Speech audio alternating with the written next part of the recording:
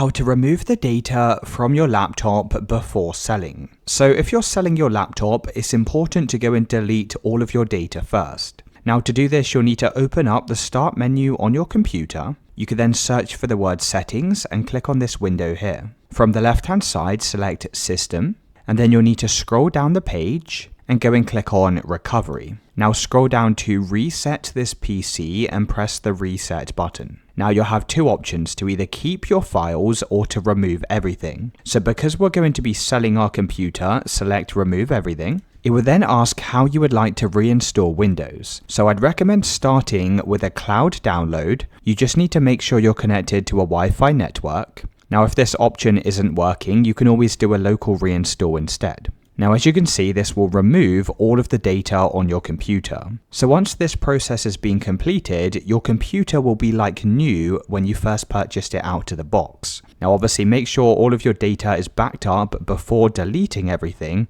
and then you can just go through these steps to reset and delete all of your data before selling.